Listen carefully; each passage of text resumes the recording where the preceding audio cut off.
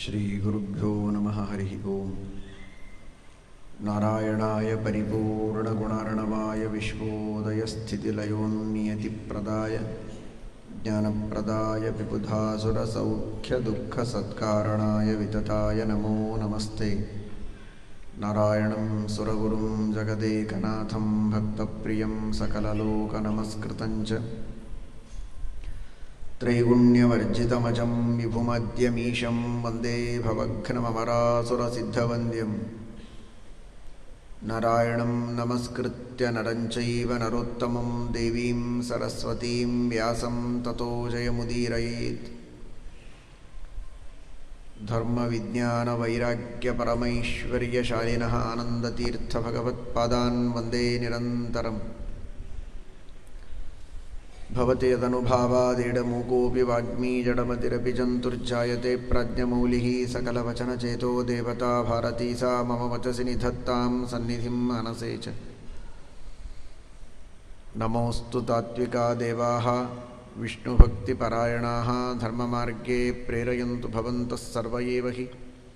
Naomi ನ್ಯಾಯಸುಧಾದಿಕೃಜ್ಜಯಮುನೀನ್ ಶ್ರೀಪಾದರಾಟ್ಸನ್ಮಣೀನ್ ವ್ಯಾಸಾರ್ಯಾನ್ ವಿವಿಧಾಗಮಾಬ್ಧಿವಿಹರಾನ್ ಶ್ರೀವಾದಿರಾಜಾನಪಿ Vande ಹಂಸವರಾನ್ ರಘುತ್ತಮಗುರೂನ್ ವೈದಗ್ಧ್ಯವರಾಂ ನಿಧೀನ್ Shri ಸತ್ಯೋವ್ರತರಾಘವೇಂದ್ರಮುನಿಪಾನ್ ಸದ್ಬೋಧಸಧ್ಯಾನಪಾನ್ ಸತ್ಯಾಭಿಜ್ಞಕರಾಬ್ಜೋತ್ಥಾನ್ ಪಂಚಾಶದ್ವರ್ಷಪೂಜಕಾನ್ ಸತ್ಯಪ್ರಮೋದತೀರ್ಥಾರ್ಯಾನ್ Naomi ನ್ಯಾಯಸುಧಾರತಾನ್.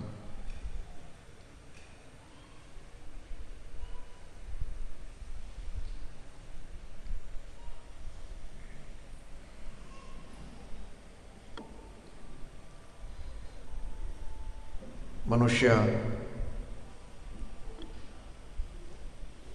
ಧರ್ಮವನ್ನು ಯಾವಾಗಿನಿಂದ ಆಚರಿಸಬೇಕು ಅಂತ ಶಾಸ್ತ್ರ ಹೇಳುತ್ತದೆ.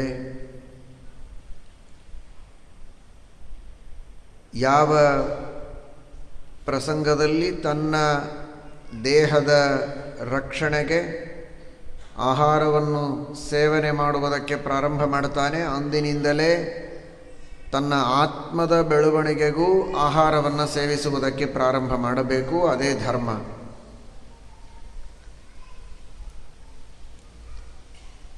ಆಹಾರವನ್ನು ತಿನ್ನುವುದಕ್ಕೆ ರಿಟೈರ್ ಆದ ಮೇಲೆ ಪ್ರಾರಂಭ ಮಾಡುವುದಲ್ಲ, ತಾರುಣ್ಯ ಬಂದ ಮೇಲೆ ಆಹಾರ ತಿನ್ನುವುದಕ್ಕೆ ಪ್ರಾರಂಭ ಮಾಡುವುದಿಲ್ಲ. ಹುಟ್ಟಿದಾರಭ್ಯ ಹಾಲು ಕುಡಿಯುವುದಕ್ಕೆ ಪ್ರಾರಂಭವನ್ನು ಮಾಡಿದವ ಕೊನೆಯವರೆಗೆ ಆಹಾರದ ಸೇವನೆಯನ್ನು ಮಾಡುತ್ತಾನೇ ಇರುತ್ತಾನೆ. ದೇಹದ ಒಳಗಿದ್ದಾಗ, ತಾಯಿಯ ಉದರದಲ್ಲಿ ಇದ್ದಾಗಲೂ ಕೂಡ ಆಹಾರದ ಸೇವನೆಯನ್ನು ಮಾಡುತ್ತಾನೆ, ತಾಯಿಯ ಮೂಲಕ. ಹಾಗಾದರೆ ಅಲ್ಲಿಂದಲೇ ಧರ್ಮದ ಆಚರಣೆ, ಧರ್ಮದ ಬೋಧನೆ, ಧಾರ್ಮಿಕ ಸಂಸ್ಕಾರಗಳನ್ನು ಪಡೆಯೋದು ಆರಂಭ ಆಗಬೇಕು. ಪ್ರಹ್ಲಾದರಾಜರು ತಿಳಿಸಿದಂತೆ ಕೌಮಾರ ಆಚರೇತ್ ಪ್ರಾಜ್ಞಃ ಧರ್ಮಾನ್ ಭಾಗವತಾನಿಹ ದುರ್ಲಭಂ ಮಾನುಷಂ ಜನ್ಮ ತದಪ್ಯಧ್ರುವಮರ್ಥದಂ. ಮನುಷ್ಯ ಜನ್ಮ ಬಹಳ ದುರ್ಲಭವಾದದ್ದು. ಅರ್ಧ ಆಯುಷ್ಯ ನಿದ್ರೆಯಲ್ಲಿ ಹೋಗ್ತದೆ. ಹಣ ಗಳಿಸುವುದರಲ್ಲಿ ಸ್ವಲ್ಪ, ಭೋಗ ಮಾಡುವುದರಲ್ಲಿ ಸ್ವಲ್ಪ, ವಾರ್ಧಕ್ಯದಲ್ಲಿ ಏನೂ ಕೆಲಸ ಮಾಡಲಿಕ್ಕಾಗದೆ, ಇಂದ್ರಿಯಗಳಲ್ಲಿ ಶಕ್ತಿ ಇಲ್ಲದೆ, ನಮೇ ವಪುಷಿ ಪಾಠವಂ ನ ನಯನೇನ ಶಬ್ದಗ್ರಹೇ ಸಿತಾಮಮ ತನೂರುಹಾಹ ಪ್ರಶಿಥಿಲಾ ದ್ವಿಜಾನಾಂ ತತಿಹಿ. ಕಣ್ಣುಗಳು ಕಾಣೋದಿಲ್ಲ, ಕಿವಿ ಕೇಳೋದಿಲ್ಲ, ಮಾತನಾಡಲಿಕ್ಕೆ ಬರೋದಿಲ್ಲ, ತಿನ್ನಲಿಕ್ಕಾಗೋದಿಲ್ಲ. ಇಷ್ಟಾದರೂ ಮನಸ್ಸಿನಲ್ಲಿರುವ ತಿನ್ನಬೇಕೆಂಬ ಆಶೆ ಹೋಗಿರೋದಿಲ್ಲ. ಹಲ್ಲು ಎಲ್ಲ ಬಿದ್ದು ಹೋಗಿರ್ತವೆ. ಅನ್ನ ತಿನ್ನುವುದೂ ಕಷ್ಟ, ಆದರೆ ಚಕ್ಕಲಿ ತಿನ್ನುವ ಆಶೆಯೂ ಇವನಿಗೆ ಹೋಗಿರೋದಿಲ್ಲ. ಚಕ್ಕಲಿಯನ್ನು ಮಾಡಿಸಿಕೊಂಡು ಅದನ್ನು ಸಾರಿನೊಳಗೆ ಹಾಕಿ, ಮೊಸರಿನೊಳಗೆ ಹಾಕಿ ಮೆತ್ತಗೆ ಮಾಡಿಕೊಡಿ ಅಂತ ಹೇಳ್ತಾನೆ. ಕೆಲವರು ಅದನ್ನು ಕುಟ್ಟಿಸಿಕೊಂಡು ತಿಂತಾರೆ. ಕುಟ್ಟಿದರೆ ಅದು ಚಕ್ಕಲಿ ಯಾಕಾಗ್ತದೆ? ಆದರೂ ತಿನ್ನುವ ಆಶೆ ಇನ್ನೂ ಹೋಗಿಲ್ಲ. ತಥಾಪಿ ವಿಷಯೇ ಅಶುಭೇ ಚರತಿ ಮೇ ಮನಃಶ್ರೀಹರೇ ತ್ವದೀಯ ವಿಷಯಂ ವಿನಾ ನಹಿ ನಿಧಾನಮಸ್ತ್ಯತ್ರ ವೈ. ಭಗವಂತನ ಅನುಗ್ರಹವಾಗಬೇಕು, ಭಗವಂತನ ಚಿಂತನ ಚಿಕ್ಕ ವಯಸ್ಸಿನಿಂದಲೇ ಬರಬೇಕು. ಆಯುಷ್ಯವನ್ನು ಈ ರೀತಿ ಮನುಷ್ಯ ವ್ಯರ್ಥ ಮಾಡಿಕೊಂಡು ಮುಂದೆ ನಾಳೆ ನಾಡದ್ದು ಸ್ವಲ್ಪ ದೊಡ್ಡವರಾದ ಮೇಲೆ, ತಿಳುವಳಿಕೆ ಬಂದ ಮೇಲೆ, ಉದ್ಯೋಗ ಸಿಕ್ಕು ಒಂದು ಹಂತಕ್ಕೆ ಸೆಟಲ್ ಆದ ಮೇಲೆ ಜೀವನದಲ್ಲಿ ಹೀಗೆಲ್ಲ ಕಾಲವನ್ನು ಸೂಚನೆ ಮಾಡ್ತಾ ಹೋಗುವುದಲ್ಲ. ಆಧ್ಯಾತ್ಮಿಕ ಮಾರ್ಗಕ್ಕೆ ಬರುವುದಕ್ಕೆ, ಧರ್ಮಾಚರಣೆಯನ್ನು ಮಾಡುವುದಕ್ಕೆ, ಭಗವಂತನ ಅನುಸಂಧಾನ ಮಾಡುವುದಕ್ಕೆ, ಜಪ ಮಾಡುವುದಕ್ಕೆ, ತಾನು ಯಾರು ಅಂತ ತಿಳಿದುಕೊಂಡು ತನಗೆ ವಿಹಿತವಾದ ಕರ್ಮಗಳನ್ನು ಅನುಷ್ಠಾನ ಮಾಡುವುದಕ್ಕೆ ಒಂದೊಂದು ಕಾಲವನ್ನು ಸೂಚನೆ ಮಾಡ್ತಾ ಮುಂದೆ ತಳ್ಳುವುದಲ್ಲ. ಇಡೀ ಜೀವನ 100 ವರ್ಷ ಬದುಕಿದರೆ ಹೀಗೆ ಆಯುಷ್ಯವನ್ನು ಹಾಳು ಮಾಡಿಕೊಳ್ತಾನೆ, ಬದುಕ್ತಾನೆ ಅನ್ನುವುದು ಗ್ಯಾರಂಟಿ ಇಲ್ಲ. ಕೆಲವರಂತೂ ಮಹಾನುಭಾವರು ದೊಡ್ಡವರಾದ ಮೇಲೆ, ಕೆಲಸ ಸಿಕ್ಕ ಮೇಲೆ, ಮದುವೆ ಆದ ಮೇಲೆ, ಮಕ್ಕಳೆಲ್ಲ ಒಂದು ಹಂತಕ್ಕೆ ಬಂದ ಮೇಲೆ ಹೀಗೆ ಹೇಳೋದಿಲ್ಲ, ಈ ಜನ್ಮ ಹೀಗೆ ಹೋಗುತ್ತೆ, ಹೋಗಲಿ, ಮುಂದಿನ ಜನ್ಮದಲ್ಲಿ ನಿಮ್ಮ ಹಾಗೇ ಇರೋಣ, ನೀವೇನು ಓದಬೇಕು, ಏನು ಕೇಳಬೇಕು, ಯಾವ ರೀತಿ ಶಾಸ್ತ್ರಗಳ ಅಧ್ಯಯನ ಮಾಡಬೇಕು, ಹೇಗೆ ಪೂಜೆ ಮಾಡಬೇಕು ಅಂತ ಹೇಳ್ತೀರೋ ಹಾಗೇ ಮಾಡೋಣ, ಇದೊಂದು ಜನ್ಮ ಬಿಟ್ಟುಬಿಡಿ, ಬರೋ ಜನ್ಮದಲ್ಲಿ ಚೆನ್ನಾಗಿ ಇರ್ತೇವೆ ಅಂತ. ಎಂತಹ ಧೈರ್ಯ ಅದು! ಭೀಮಸೇನ ದೇವರು ಯುಧಿಷ್ಠಿರನಿಗೆ ಧರ್ಮದ ವಿಷಯದಲ್ಲಿ ಎಷ್ಟು ಮನುಷ್ಯ ಜಾಗರೂಕನಾಗಿರಬೇಕು ಅಂತನ್ನುವ ಸೂಚನೆಯನ್ನು ನೀಡುತ್ತಾರೆ. ಒಂದು ರಾತ್ರಿ ಒಬ್ಬ ಬ್ರಾಹ್ಮಣ ಬಂದ, ಮಗನ ಉಪನಯನ ಮಾಡಬೇಕು, ಸ್ವಲ್ಪ ಹಣ ಬೇಕು ಅಂದ. ಆಯಿತು, ಬೆಳಗ್ಗೆ ಬಾ ಕೊಡ್ತೇನೆ ಅಂತ ಯುಧಿಷ್ಠಿರ ಹೇಳಿ ಕಳಿಸಿದರಂತೆ. ಅವನು ಹೋಗ್ತಾ ದಾರಿಯಲ್ಲಿ ಭೀಮಸೇನ ದೇವರು ಬಂದರು. ಎಲ್ಲಿ ಹೊರಟಿದ್ದಿ? ಹಣ ಕೇಳಲಿಕ್ಕೆ ಬಂದೆ, ನಾಳೆ ಬಾ ಅಂತ ಹೇಳಿದ್ದಾರೆ ನಿಮ್ಮ ಅಣ್ಣಂದರು, ನಾಳೆ ಬಂದು ತೆಗೆದುಕೊಂಡು ಹೋಗ್ತೇನೆ ಅಂದ. ಬಾ ಇಲ್ಲಿ ಅಂತ ಕರೆದು ಭೀಮಸೇನ ದೇವರು ತಮ್ಮ ಕೈಯಲ್ಲಿರುವ ಬಂಗಾರದ ಕಡಗ ಕೊಟ್ಟು ತೆಗೆದುಕೊಂಡು ಹೋಗೋ, ಮಾಡ್ಕೋ ನಿನ್ನ ಕೆಲಸ ಅಂದರು. ಅವನಿಗೆ ಕೊಟ್ಟು ಕಳಿಸಿದವರೇ ರಾತ್ರಿ 12 ಗಂಟೆ ಆಗಿದೆ, ಜೋರಾಗಿ ನಗಾರಿ ಬಾರಿಸಿದರು. ಗಾಬರಿ ಆಯಿತು, ನಗಾರಿ ಯಾಕೆ? ಆಗಿನ ಕಾಲದಲ್ಲಿ ಎಲ್ಲರಿಗೂ ಯಾವುದಾದರೂ ಒಂದು ವಿಷಯವನ್ನು ಮುಟ್ಟಿಸುವುದಕ್ಕೆ ನಗಾರಿ ಬಾರಿಸೋದು. ಅದರಲ್ಲಿ ಬೇರೆ ಬೇರೆ ತರಹದ ನಗಾರಿಗಳಿತ್ತು.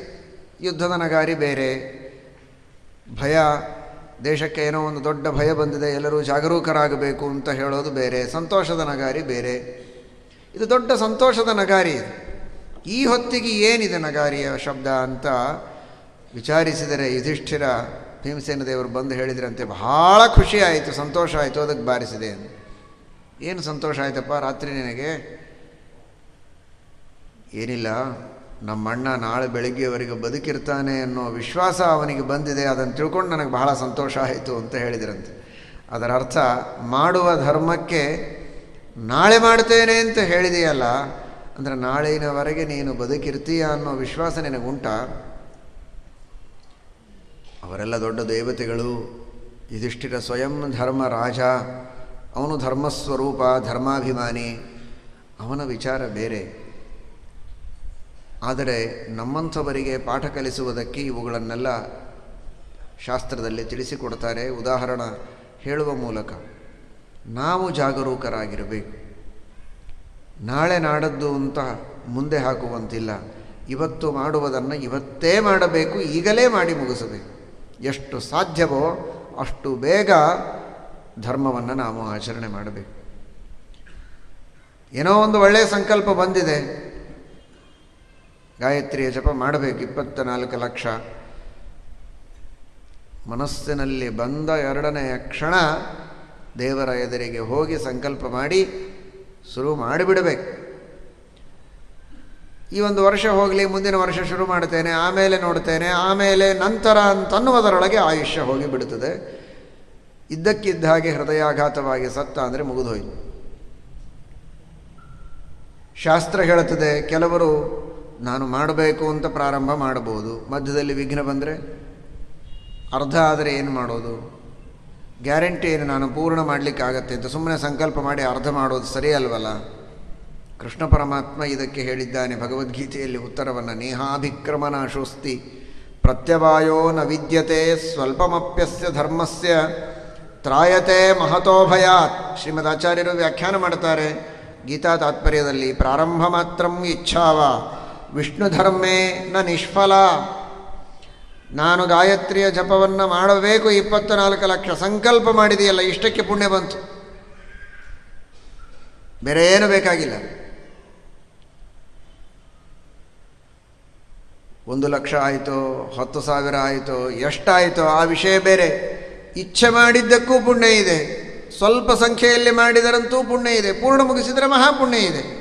ಆದರೆ ಬರೀ ಸಂಕಲ್ಪ ಆಯಿತು, ಮುಂದೆ ಕೆಲಸ ಆಗಲೇ ಇಲ್ಲ, ಅಥವಾ ಅರ್ಧ ಆಯಿತು, ಪುಣ್ಯ ಬರಲಿಲ್ಲ ಅಂತ ತಿಳಿಯಬೇಡಿ. ಭಗವಂತನ ಪ್ರೀತಿಗಾಗಿ ಮಾಡುವಂತಹ ನಿಷ್ಕಾಮ ಧರ್ಮಗಳಲ್ಲಿ ಪ್ರಾರಂಭ ಮಾಡಿದರೂ ಸಾಕು, ಇಚ್ಛೆ ಮಾಡಿದರೂ ಸಾಕು, ಪುಣ್ಯ ಇದೆ ಅಂತ.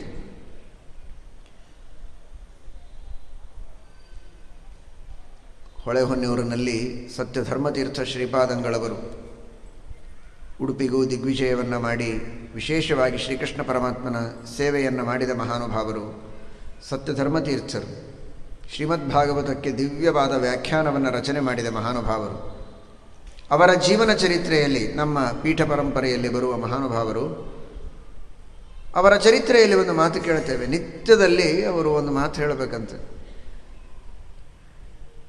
ನಾವು ಕಾಶಿಗೆ ಗಂಗಾ ಸ್ನಾನಕ್ಕೆ ಹೊರಡುತ್ತೇವೆ, ಬದರಿ ಕ್ಷೇತ್ರಕ್ಕೆ ಯಾತ್ರೆಗೆ ಹೊರಡುತ್ತೇವೆ ಅಂತ ಮಠದಲ್ಲಿರುವ ದಿವಾನರು ಬಂದು ಹೇಳಬೇಕಂತೆ, ನಾಳೆ ಒಂದು ಕಡೆಗೆ ಪೂಜೆ ಭಿಕ್ಷೆ ವ್ಯವಸ್ಥೆ ಆಗಿದೆ, ಅದನ್ನು ಮುಗಿಸಿಕೊಂಡು ಹೊರಡೋಣ ಅಂತ. ಹೀಗೆ ನಿತ್ಯವೂ ಹೇಳ್ತಾ ಇದ್ರಂತೆ. ಕೆಲವು ಶಿಷ್ಯರು ಕೇಳಿದರು, ಹೊರಡೋದಾದರೆ ಹೊರಟು ಬಿಡಿ, ಎಲ್ಲ ಕ್ಯಾನ್ಸಲ್ ಮಾಡಿಕೊಂಡು. ನೀವು ಹೊರಡಬೇಕು ಅಂತ ಹೇಳೋದು, ಕಾರ್ಯಕ್ರಮ ಒಂದು ಕಡೆಗೆ ಯೋಜನೆ ಆಗಿದೆ, ನಂತರ ಹೊರಡೋಣ ಅಂತ ಅವರು ಸೂಚನೆ ನೀಡೋದು, ಹೀಗೆ ಮುಂದೆ ತಳ್ತಾ ಹೊರಟಿದ್ದೀರಲ್ಲ, ಯಾವತ್ತು ಹೊರಡೋದು ಅವತ್ತು ಹೊರಡೋದು ಅಂತ ಸಂಕಲ್ಪ ಮಾಡಿ ಹೊರಟು ಬಿಡಿ, ಅಷ್ಟೇ ಮುಗಿದು ಹೋಯಿತು. ಅದಕ್ಕೆ ಅವರು ಹೇಳಿದ್ರಂತೆ, ಹೊರಡೋ ದಿವಸ ಹೊರಡೋಣ, ಆದರೆ ನಿತ್ಯವೂ ಹೊರಡುತ್ತೇವೆ ಕಾಶಿಗೆ ಹೋಗಬೇಕು ಅಂತ ಸಂಕಲ್ಪ ಮಾಡೋದರಿಂದ ಒಂದು ಮಹಾಪುಣ್ಯ ಇದೆಯಲ್ಲ, ಅದನ್ನು ಯಾಕೆ ಕಳೆದುಕೊಳ್ಬೇಕು ಅಂದ್ರೆ ಅಂತ. ಒಂದು ದಿನ ಸಂಕಲ್ಪ ಮಾಡೋಣ, ಅವತ್ತು ಹೊರಡೋಣ, ಆ ಪುಣ್ಯ ಅವತ್ತು. ಇಷ್ಟು ದಿನಗಳೆಲ್ಲ ವೇಸ್ಟ್ ಯಾಕೆ ಆಗಬೇಕು? ನಿತ್ಯವೂ ಸಕಲ ತೀರ್ಥಕ್ಷೇತ್ರಗಳ ದರ್ಶನವನ್ನು ಮಾಡೋಣ ಅಂತ ಸಂಕಲ್ಪ ಮಾಡುವುದಕ್ಕೇನು ಹೋಗಿದೆ? ಮಾತಿನಿಂದ ಯಾತ್ರೆ ಮಾಡಲಿಕ್ಕೇನು, ಮನಸ್ಸಿನಿಂದ ಯಾತ್ರೆ ಮಾಡಲಿಕ್ಕೇನು? ಶ್ರೀಮದಾಚಾರ್ಯರು ಒಂದು ಸವಲತ್ತು ಕೊಟ್ಟಿದ್ದಾರೆ, ಇಚ್ಛಾವ, ಪ್ರಾರಂಭ ಮಾತ್ರಂ ಇಚ್ಛಾವ. ಅದು ಸಫಲವಾಗುವುದಕ್ಕೆ ಅನೇಕ ವಿಘ್ನಗಳು ಅಡ್ಡಿ ಬಂದಾಗ ಆಗಲಿಕ್ಕಿಲ್ಲ, ವಿಳಂಬ ಆಗಬಹುದು, ಆಗಲಿ. ಎಂದಾಗತ್ತೋ ಅವತ್ತು ಯಾತ್ರೆ ಮಾಡಿದ ಪುಣ್ಯ, ಉಳಿದ ದಿನ ಸಂಕಲ್ಪ ಮಾಡಿದ ಪುಣ್ಯವಂತೂ ಇದ್ದೇ ಇರುತ್ತಲ್ಲ, ಅದನ್ನು ತಪ್ಪಿಸಿಕೊಳ್ಳೋದು ಬೇಡ ಅಂತ ಸತ್ಯಧರ್ಮತೀರ್ಥರು ಹೇಳ್ತಾ ಇದ್ದರು ಅಂತ ಕೇಳಿದ್ದೇವೆ. ಆ ರೀತಿಯ ಒಂದು ಸವಲತ್ತು ನಮ್ಮ ಧರ್ಮದಲ್ಲಿ ಇದೆ, ವೈಷ್ಣವ ಧರ್ಮದಲ್ಲಿದೆ, ನಿಷ್ಕಾಮ ಧರ್ಮದಲ್ಲಿದೆ. ಸಕಾಮವಾಗಿ ನಾವೇನಾದರೂ ಧರ್ಮ ಮಾಡುವುದಾದರೆ ನಾವು ಕರಾರು ಹಾಕಿದ ಹಾಗಾಯಿತು ದೇವರ ಎದುರಿಗೆ. ಈ ಕರ್ಮ ಮಾಡ್ತೇವೆ, ನನಗಿಂತಹ ಇಷ್ಟು ಹಣ ಬೇಕು, ಉದ್ಯೋಗ ಬೇಕು, ಅಧಿಕಾರ ಬೇಕು, ಏನೇನೇನೇನೋ ಕರಾರುಗಳನ್ನು ಹಾಕಿದರೆ ದೇವರು ಕರಾರು ಹಾಕ್ತಾರೆ. ಹಾಗೆ ಇಷ್ಟೆಲ್ಲ ಕರಾರುಗಳು ಉಂಟಾ? ಹಾಗಾದರೆ ನೀನು ಕರ್ಮವನ್ನು ಇಷ್ಟು ಚೆನ್ನಾಗಿ ಮಾಡಬೇಕು. ಸ್ನಾನ, ದೇಶ ನಿಯಮ, ಕಾಲದ ನಿಯಮ, ಬಳಸುವಂತಹ ಪದಾರ್ಥಗಳು, ಮಂತ್ರಾರ್ಥದ ಅನುಸಂಧಾನ, ಋತ್ವಿಜರು, ಅವರ ಶುದ್ಧಿ ಎಲ್ಲವೂ ಅಚ್ಚುಕಟ್ಟಾಗಿರಬೇಕು. ಅದರಲ್ಲಿ ಏನು ಸ್ವಲ್ಪ ವ್ಯತ್ಯಾಸವಾದರೂ ನಿನಗೆ ಅಪೇಕ್ಷಿತವಾದ ಫಲ ನೀನು ಬಯಸಿದ ರೀತಿಯಲ್ಲಿ ಸಿಗೋದಿಲ್ಲ. ಎಷ್ಟು ನ್ಯೂನತೆಯೋ ಅಷ್ಟು ಫಲದಲ್ಲಿಯೂ ನ್ಯೂನತೆ. ಆದರೆ ನಿಷ್ಕಾಮವಾಗಿ ವಿಷ್ಣು ಭಕ್ತಿಯಿಂದ ಕೇವಲ ವಿಷ್ಣು ಪ್ರೀತಿಗಾಗಿ ನಾವು ಮಾಡಿದರೆ ಏನಾದರೂ ಲೋಪದೋಷಗಳಾದರೆ ತಾನೇ ಅವುಗಳನ್ನು ಸರಿಪಡಿಸಿ ಅನುಗ್ರಹವನ್ನು ಮಾಡುತ್ತಾನೆ ಅಂತ 12ನೇ ಅಧ್ಯಾಯದ ಭಗವದ್ಗೀತೆಗೆ ಭಾಷ್ಯ ಬರೆಯುವಾಗ ಶ್ರೀಮದ್ ಆಚಾರ್ಯರು ತಿಳಿಸ್ತಾರೆ. ಅಂತಹ ದಯಾಸಾಗರನಾಗಿದ್ದಾನೆ ಭಗವಂತ. ಹೀಗಿರುವಾಗ ಯಾವುದೋ ನೆಪ ಹೇಳಿ ನನಗೆ ಪೂರ್ಣ ಮಾಡಲಿಕ್ಕಾಗತ್ತೋ ಇಲ್ಲವೋ ನೆಪ ಹೇಳಬೇಡಿ, ಸಮಯ ಸಿಗೋದಿಲ್ಲ ಅಂತ ಹೇಳುವುದು ಬೇಡ. ಯಾವಾಗ ತಿಳುವಳಿಕೆ ಬಂತೋ ಅಂದಿನಿಂದಲೇ ಧರ್ಮಾಚರಣೆಯ ಪ್ರಾರಂಭ. ತಿಳುವಳಿಕೆ ಬರದೇ ಇರುವ ವಯಸ್ಸಿನಲ್ಲಿ ಅವನಿಗೆ ಮಾಡಲಿಕ್ಕೆ ಸಾಧ್ಯವಾಗದೇ ಇದ್ದರೂ ಕೂಡ ತಂದೆ ತಾಯಿಗಳು ಅವನಿಂದ ಆ ಧರ್ಮವನ್ನು ಮಾಡಿಸಬೇಕು. ಇವತ್ತು ಈ ತರಹದ ಕಾಲೇಜುಗಳು ಬಂದಿವೆ ಅಂತ ಕೇಳಿದ್ದೇವೆ, ಅಧಿಕೃತವಾಗಿ ನಮಗೆ ಗೊತ್ತಿಲ್ಲ. ಏನು ಕಾಲೇಜುಗಳು ಅಂದರೆ ಗರ್ಭಿಣಿಯರ ಕಾಲೇಜುಗಳು ಅಂತ ಬಂದಿವೆ ಅಂತ. ಗರ್ಭಿಣಿಯರ ಕಾಲೇಜುಗಳು ಅಂದರೆ ಏನು ಅಂದರೆ ಗರ್ಭದಲ್ಲಿರುವಂತಹ ಶಿಶುಗಳಿಗೇನೆ ಆಂಗ್ಲ ಭಾಷೆಯನ್ನು ಮಾತನಾಡುವುದಕ್ಕೆ ಕಲಿಸುವಂತಹ ಕಾಲೇಜುಗಳು. ಆಗಿನಿಂದ ಅವುಗಳಿಗೆ ಗರ್ಭಿಣಿ ಸ್ತ್ರೀಯರು ಆಂಗ್ಲ ಭಾಷೆಯ ಶಬ್ದಗಳನ್ನು ಕೇಳಿ ಕೇಳಿ ಕೇಳಿ ಕೇಳಿ ಅವರ ಮನಸ್ಸಿನ ಮೇಲೆ ಅದು ವಿಶೇಷವಾಗಿ ಪ್ರಭಾವ ಬೀರಿದರೆ ಆ ಧ್ವನಿಯ ಒಂದು ಶ್ರವಣ ಒಳಗಿರುವ ಮಕ್ಕಳಿಗೂ ಆಗ್ತದೆ. ಆಗಿನಿಂದಲೇ ಕೇಳಿ ಅಭ್ಯಾಸ, ಮುಂದೆ ಶಾಲೆಯಲ್ಲಿ ತೊಂದರೆ ಆಗೋದಿಲ್ಲ, ಬೇಗ ಅವರು ಪಿಕಪ್ ಮಾಡಿಕೊಳ್ಬೋದು ಅಂತ ಒಂದು ಹೊಸದಾದ ಥಿಯರಿಯನ್ನು ಕಂಡುಹಿಡಿದು ವಿಜ್ಞಾನಿಗಳು ಹೊಸ ಕಾಲೇಜುಗಳನ್ನು ಪ್ರಾರಂಭ ಮಾಡಿದ್ದಾರೋ ಗೊತ್ತಿಲ್ಲ. ಆದರೆ ಯಾವುದು ಕೇವಲ ಹೊಟ್ಟೆಪಾಡಿಗಾಗಿ ಬೇಕೋ ಅಂತಹ ವಿದ್ಯೆಗಾಗಿ ಈ ತರಹದ ಕಾಳಜಿಯನ್ನು ವಹಿಸುವುದಾದರೆ, ಯಾವುದು ಕೇವಲ ಈ ಒಂದು ಜನ್ಮಕ್ಕೆ ಅಲ್ಲ ಜನ್ಮ ಜನ್ಮಾಂತರಗಳಿಗೆ ಬರುವ ವಿದ್ಯೆ, ಯಾವುದು ಮೋಕ್ಷಕ್ಕೆ ಉಪಯೋಗಿಯಾದ ವಿದ್ಯೆ, ಅನಂತ ಕಾಲದ ಸುಖವನ್ನು ನೀಡುವಂತಹ ವಿದ್ಯೆ, ಅಂತಹ ವಿದ್ಯೆಯನ್ನು ಪಡೆಯುವುದಕ್ಕೆ ಈ ವಿಧಾನವನ್ನು ಅನುಸರಣೆ ಮಾಡಬೇಕು. ಯಾವ ಕಾಲೇಜುಗಳಿಗೆ ಹೋಗುವುದು ಬೇಕಾಗಿಲ್ಲ. ನಿತ್ಯದಲ್ಲಿ ಜ್ಞಾನಿಗಳು, ವಿದ್ವಾಂಸರು ಅವರ ಮೂಲಕ ಪುರಾಣಗಳನ್ನು ಕೇಳಬೇಕು. ಎಲ್ಲರೂ ಕೇಳಬೇಕು, ವಿಶೇಷವಾಗಿ ಗರ್ಭಿಣಿ ಸ್ತ್ರೀಯರು ಕೇಳಬೇಕು. ಆ ಭಗವಂತನ ಕಥೆಗಳು, ಪರಮಾತ್ಮನ ನಾಮಗಳು, ಅವನ ಮಹಿಮೆಗಳು, ಇವುಗಳು ವಿಶೇಷವಾಗಿ ಆ ಮಗುವಿನ ಮೇಲೆ ಪರಿಣಾಮವನ್ನು ಮಾಡುತ್ತವೆ. ಇದಕ್ಕೆ ಸ್ವಯಂ ತಾವೇ ದೃಷ್ಟಾಂತರಾಗಿದ್ದರು ಪ್ರಹ್ಲಾದರಾಜರು. ನಾರದರು ಕಯಾಧುವಿಗೆ ಉಪದೇಶ ಮಾಡುವಾಗ ಪ್ರಹ್ಲಾದರಾಜರು ಇನ್ನೂ ಗರ್ಭದಲ್ಲಿದ್ದಾರೆ. ಹಿರಣ್ಯಕಶಿಪು ತಪಸ್ಸಿಗೆ ಹೋಗಿದ್ದಾನೆ. ಪ್ರಹ್ಲಾದರಾಜರು ಕಯಾಧುವಿನ ಉದರದಲ್ಲಿದ್ದಾರೆ, ಇನ್ನೂ ಹುಟ್ಟಿಲ್ಲ. ಇಂದ್ರದೇವರು ಕಯಾಧುವನ್ನು ಸಂಹಾರ ಮಾಡಬೇಕು ಅಂತ ಹೊರಟರು. ಗೊತ್ತು ಇಂದ್ರದೇವರಿಗೆ, ಆದರೂ ಅವಳ ಮಹಿಮೆಯನ್ನು ತೋರಿಸಬೇಕು, ಭಗವದ್ಭಕ್ತರ ಮಹಿಮೆಯನ್ನು ಜಗತ್ತಿಗೆ ತೋರಿಸುವುದಕ್ಕೆ ಒಂದು ನಾಟಕ ಮಾಡಿದರು. ಆಗ ನಾರದರು ಬಂದು ಹೇಳ್ತಾರೆ, ಹಿರಣ್ಯಕಶಿಪುವಿನಂತಹ ದುಷ್ಟನೇ ಹುಟ್ಟುತ್ತಾನೆ ಅಂತ ತಿಳಿಯಬೇಡ, ಪರಮಭಾಗವತೋತ್ತಮ ಇವರ ಉದರದಿಂದ ಜನಿಸುವವನಿದ್ದಾನೆ, ಯಾಕೆ ಸಂಹಾರ ಮಾಡುವುದಕ್ಕೆ ಹೊರಟಿದ್ದಿ, ಬಿಟ್ಬಿಡು ಅವಳನ್ನು ಅಂತ. ಅವಳನ್ನು ತಮ್ಮ ಆಶ್ರಮಕ್ಕೆ ಕರೆದುಕೊಂಡು ಹೋಗಿ ತತ್ವೋಪದೇಶವನ್ನು ಮಾಡುತ್ತಾರೆ. ಕಯಾಧುವನ್ನು ಮನಸ್ಸಿನಲ್ಲಿಟ್ಟುಕೊಂಡು ಮಾಡಲೂ ಇಲ್ಲ ಅವರು. ಒಳಗಿರುವ ಪ್ರಹ್ಲಾದರಾಜರಿಗೆ, ಅವನು ಯೋಗ್ಯ ಚೇತನ, ಅವನಿಗೆ ಭಗವಂತನ ತತ್ವಗಳ ಉಪದೇಶ ಮಾಡಬೇಕು ಅಂತ ನಾರದರು ಉಪದೇಶ ಮಾಡಿದರೆ ಅದೆಲ್ಲವನ್ನೂ ಒಳಗಿನಿಂದ ಪ್ರಹ್ಲಾದರಾಜರು ಕೇಳಿ ಕೇಳಿ ಕೇಳಿ ಹುಟ್ಟುವಾಗಲೇ ವಿಷ್ಣು ಭಕ್ತಿಯನ್ನು ತುಂಬಿಕೊಂಡು ಹುಟ್ಟಿದಂತಹ ಮಹಾನುಭಾವರು. ಕೇವಲ ಹೊಡೆದಾಟ, ಬಡದಾಟ, ನಾನಾ ತರಹದ ಉದ್ರೇಕಕಾರಿಯಾದಂತಹ ಸೀರಿಯಲ್ಗಳು, ಇವುಗಳನ್ನೇ ಯಾವಾಗಲೂ ಎಲ್ಲರೂ ಮನೆ ತುಂಬ ನೋಡ್ತಾ, ಅದನ್ನೇ ಗರ್ಭಿಣಿ ಸ್ತ್ರೀಯರು ನೋಡುತ್ತಾ ಅದೇ ದುಷ್ಪರಿಣಾಮವನ್ನು ಮನಸ್ಸಿನ ಮೇಲೆ ಮಾಡಿಕೊಂಡಿದ್ದರೆ ಹುಟ್ಟುವ ಮಕ್ಕಳು ಅಂಥವರೇ ಹುಟ್ಟುತ್ತಾರೆ. ಕಳ್ಳತನ, ಸುಳ್ಳು, ಹೊಡೆದಾಡೋದು, ಬಡದಾಡೋದು, ಲಂಚ ತೆಗೆದುಕೊಳ್ಳೋದು, ಏನೆಲ್ಲ ನೋಡ್ತಾ ನೋಡ್ತಾ ಕೇಳ್ತಾ ಕೇಳ್ತಾ ಇವರು ಬೆಳೆಸಿರ್ತಾರೆ. ಅದೇ ರೀತಿಯಾಗಿ ಅವರು ಹುಟ್ಟುವಂತಹ ಪ್ರಸಂಗ ಬಂದೀತು.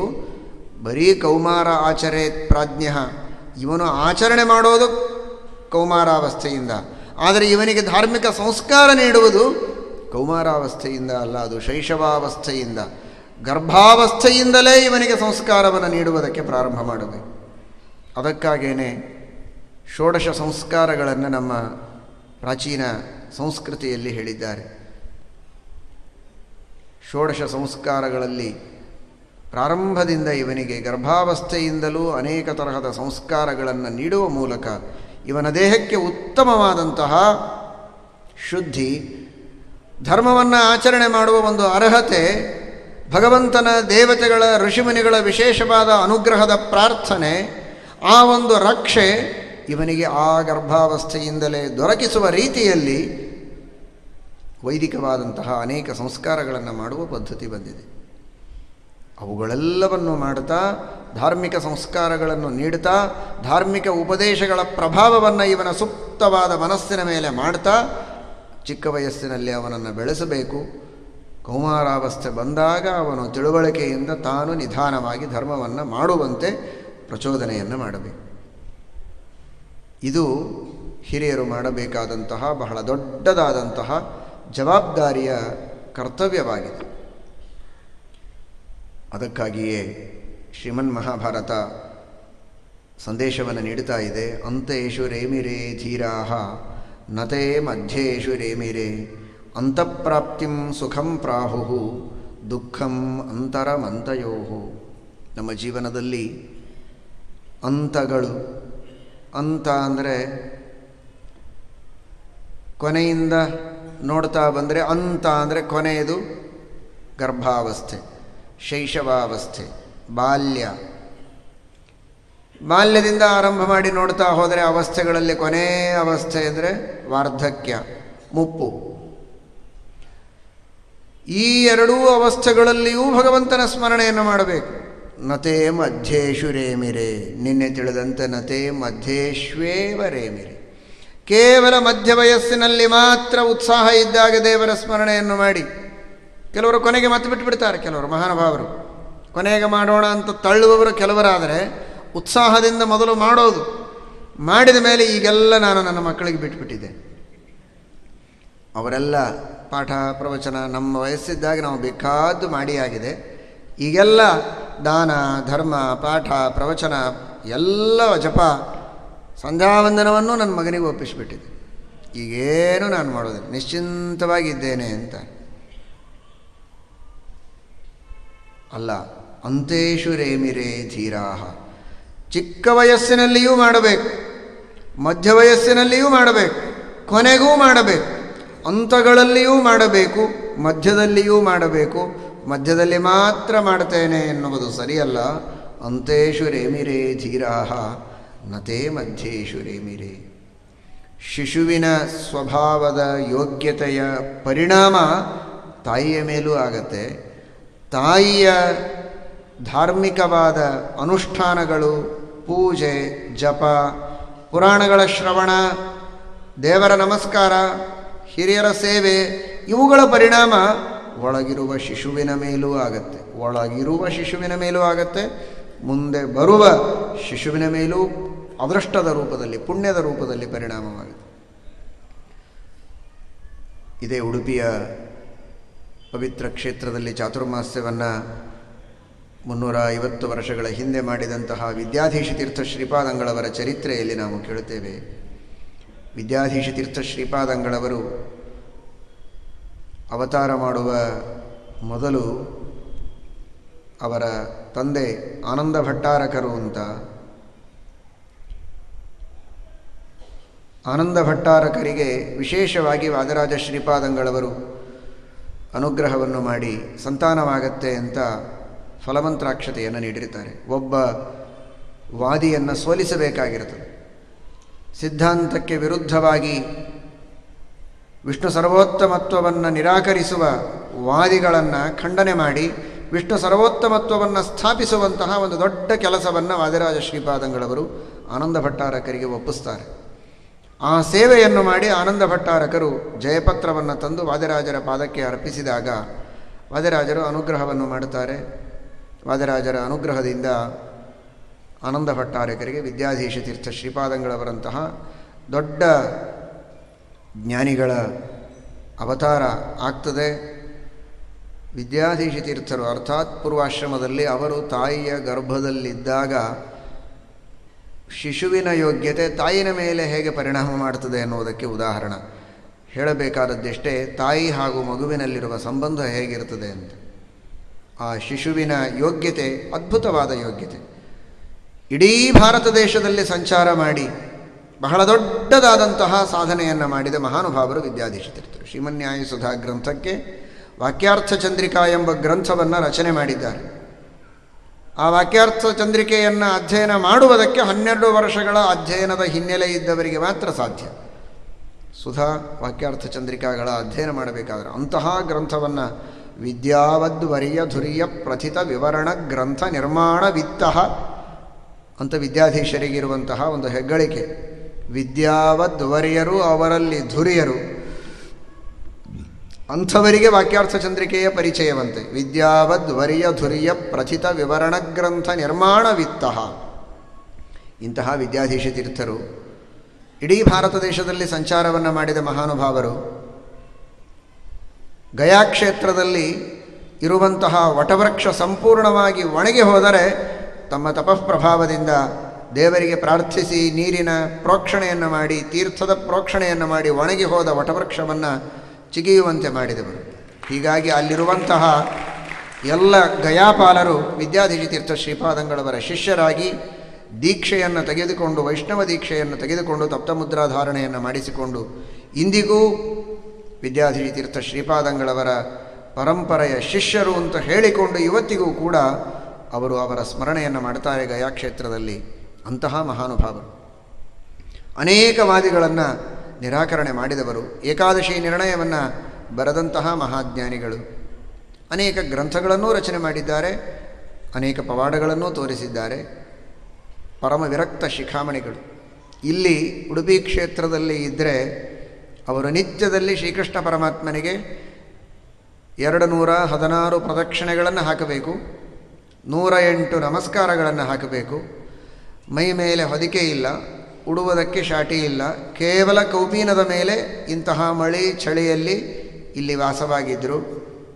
ಒಂದು ತುತ್ತು ಅನ್ನ ಮಾತ್ರ, ಆ ಅನ್ನಕ್ಕೂ ಯಾವುದೇ ವಿಧವಾದ ವ್ಯಂಜನಗಳಿಲ್ಲ, ಸಾರಿಲ್ಲ, ಹುಳಿ ಇಲ್ಲ, ಯಾವ ಶಾಖಗಳಿಲ್ಲ, ಕೇವಲ ಒಂದು ದಳ ತುಳಸಿ, ಒಂದು ತುತ್ತು ಅನ್ನ, ಇಷ್ಟು ಮಾತ್ರ ತಿಂದು ಕೌಪೀನದ ಮೇಲೆ ಶ್ರೀಕೃಷ್ಣ ಪರಮಾತ್ಮನ ಸೇವೆಯನ್ನು ಮಾಡ್ತಾ ಇಲ್ಲಿ ಚಾತುರ್ಮಾಸ್ಯ ವ್ರತವನ್ನು ಮಾಡಿದ ಮಹಾನುಭಾವರು ವಿದ್ಯಾಧೀಶ ತೀರ್ಥ ಶ್ರೀಪಾದಂಗಳರು. ಇದು ದಂತಕಥೆಯಾಗಿ ಕೇಳಿ ಬಂದದ್ದಲ್ಲ, ಐತಿಹಾಸಿಕವಾದ ವಿದ್ಯಾಧೀಶ ವಿಜಯ ಅಂತ ಅವರ ಶಿಷ್ಯರು ಬರೆದಂತಹ ವಿಜಯ ಕಾವ್ಯದಲ್ಲಿ ಉಲ್ಲೇಖವಾದಂತಹ ವಿಷಯಗಳು. ಅಂತಹ ವಿದ್ಯಾಧೀಶ ತೀರ್ಥ ಶ್ರೀಪಾದಂಗಳವರು ತಾಯಿಯ ಹೊಟ್ಟೆಯಲ್ಲಿರುವಾಗ ತಾಯಿಗೆ ನಿತ್ಯದಲ್ಲಿ ಮನೆಯಲ್ಲಿ ಅತ್ತೆ ಅಡುಗೆ ಮಾಡಿ ಸುಗ್ರಾಸ ಭೋಜನವನ್ನು ಮಾಡಿಸಬೇಕು ಅಂತ ಎಲ್ಲ ಗರ್ಭಿಣಿ ಸ್ತ್ರೀಯರಿಗೆ ಅನೇಕ ಅಪೇಕ್ಷೆಗಳಿರ್ತದೆ ಅಂತ ರುಚಿಯಾದ ಅಡುಗೆಯನ್ನು ಮಾಡಿಸಿ ಇಟ್ಟರೆ ಅದ್ಯಾವುದು ಬೇಡ ಅಂತ ಹೇಳಬೇಕಂತ. ಇಷ್ಟೆಲ್ಲ ಮನೆಯಲ್ಲಿ ಬೇಕಾದಷ್ಟು ಪಂಚಭಕ್ಷ ಮಾಡಿಟ್ರೆ ಬೇಡ ಅಂತಾಳೆ. ಏನು ಮಾಡ್ತಾಳೆ ಉಪವಾಸ ಇದ್ದು ಸೊಸೆ ಅಂತ ನೋಡೋಣ ಅಂತ ನೋಡಿದರೆ ಅಟ್ಟದ ಮೇಲೆ ನಿಂತು ಇವಳನ್ನು 10 ಮನೆಗೆ ಹೋಗಿ ಭಿಕ್ಷೆ ಬೇಡಿ ಒಂದಿಷ್ಟು ರೊಟ್ಟಿ, ಒಂದಿಷ್ಟೇನೋ ಅನ್ನ, ಒಂದಿಷ್ಟು ಸಾರು, ಒಬ್ಬೊಬ್ಬರ ಮನೆಯಲ್ಲಿ ಒಂದೊಂದು ಇಸ್ಕೊಂಡು ಕೈಯಲ್ಲಿ ಭಿಕ್ಷಾಪಾತ್ರೆ ಹಿಡಿದು ಇಸ್ಕೊಂಡು ಬಂದು ಒಂದು ಸ್ವಲ್ಪ ತಿನ್ನಬೇಕಂತೆ. ಯಾಕೆ ಅಂದರೆ ಮುಂದೆ ಮನೆಗಳಿಗೆ ಹೋಗಿ ಭಿಕ್ಷೆ ಬೇಡುವಂತಹ ಒಬ್ಬ ಯತಿ ಅವತಾರ ಮಾಡುವವನಿದ್ದಾನೆ ಎನ್ನುವುದರ ಸಂಕೇತ. ಒಂದು ಮನೆಯ ಪಂಚಭಕ್ಷ ಪರಮನ್ನಗಳ ಅವಳಿಗೆ ರುಚಿಸ್ತಾ ಇರಲಿಲ್ಲಂತೆ. ಮನೆಗೆ ಹೋಗಿ ಭಿಕ್ಷೆ ಬೇಡಿ ಕೇಳಬೇಕು.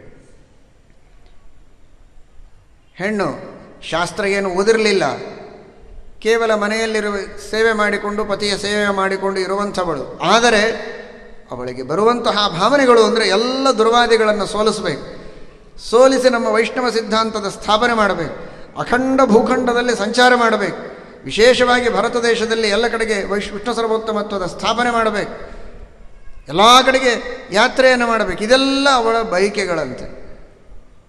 ಈ ತರಹದ ಬಯಕೆಗಳು ಸಾಮಾನ್ಯವಾಗಿ ಗರ್ಭಿಣಿ ಸ್ತ್ರೀಯರಿಗೆ ಇರ್ತದೆ. ಏನೇನೋ ತಿನ್ನಬೇಕು, ಅದನ್ನು ನೋಡಬೇಕು, ಟಿ ವಿ ನೋಡಬೇಕು, ಇಂಥದ್ದೆಲ್ಲ ಅಪೇಕ್ಷೆ ಇರ್ತದೆ. ಅಂಥದ್ದು ವಿದ್ಯಾಧೀಶ ತೀರ್ಥರ ತಾಯಿಗೆ ಇರುವ ಅಪೇಕ್ಷೆಗಳು ಇವು. ದೇವರ ಸೇವೆ ಮಾಡಬೇಕು, ಜ್ಞಾನಿಗಳ ಸೇವೆ ಮಾಡಬೇಕು, ತೀರ್ಥಯಾತ್ರೆ ಮಾಡಬೇಕು, ವಾಕ್ಯಾರ್ಥ ಮಾಡಬೇಕು. ಇದೇ ತರಹದ ಆಲೋಚನೆಯನ್ನು ಮಾಡ್ತಾ ಇರುವ ತಾಯಿ. ಹಾಗಾದರೆ ಗರ್ಭದ ಶಿಶುವಿನ ಯೋಗ್ಯತೆಯ ಪರಿಣಾಮ ಪ್ರಭಾವ ತಾಯಿಯ ಮೇಲೆ, ತಾಯಿಯ ಧಾರ್ಮಿಕ ಸಂಸ್ಕಾರಗಳ ಪರಿಣಾಮ ಮಗುವಿನ ಮೇಲೆ, ಇದು ಪರಸ್ಪರವಾಗಿ ಇದ್ದದ್ದು ಅನುಭವ ವೇದ್ಯ. ಇವತ್ತಿನ ವಿಜ್ಞಾನಿಗಳು ಇದನ್ನು ಒಪ್ತಾ ಇದ್ದಾರೆ, ಇದರ ಪ್ರಯೋಗಗಳನ್ನು ಮಾಡ್ತಾ ಇದ್ದಾರೆ. ಇದನ್ನು ನಮ್ಮ ಶಾಸ್ತ್ರ ಎಂದೋ ಹೇಳಿದೆ, ಭಾಗವತದಲ್ಲಿಯೇ ಈ ವಿಷಯಗಳು ಉಂಟು. ಹಾಗಾದರೆ ಅಂತೇಷು ರೇಮಿರೇ ಧೀರಾಹ ನತೇ ಮಧ್ಯೇಶು ರೇಮಿರೇ. ಹುಡುಗ ದೊಡ್ಡವನಾಗಲಿ, ಆಮೇಲೆ ನಾವು ಮುಂದೆ ವಿಚಾರ ಮಾಡ್ತೇವೆ ಅವನನ್ನು ಏನು ಮಾಡಬೇಕು ಅಂತ. ಯಾವಾಗಾದರೂ ಒಂದು ಸಲ ಕಳಿಸ್ತೇವೆ ಮಠಕ್ಕೆ, ದೇವಸ್ಥಾನಗಳಿಗೆ, ಸ್ವಲ್ಪ ಉಪದೇಶ ಮಾಡಿ ಸಾಕು ಅಂತ ಹೇಳಬೇಡಿ. ಅದರಲ್ಲಿ ಇವತ್ತು ಆಗುವಂತಹ ಧರ್ಮದ ಅವನತಿ ಅತೀ ಘೋರವಾದ ರೀತಿಯಲ್ಲಿ ಆಗ್ತಾಯಿದೆ. ಒಂದು ಕಡೆಗೆ ನೋಡಿದರೆ ಧಾರ್ಮಿಕ ಮನೋಭಾವನೆ, ಕೇಳಿದಷ್ಟು ಹಣ ಕೊಡೋದು, ಎಷ್ಟು ಬೇಕೋ ಅಷ್ಟು ಕಾರ್ಯಕ್ರಮಗಳನ್ನು ಮಾಡಿ ಧಾರ್ಮಿಕವಾದ ಯಾವುದೇ ಯೋಜನೆಗಳನ್ನು ಹಾಕಿ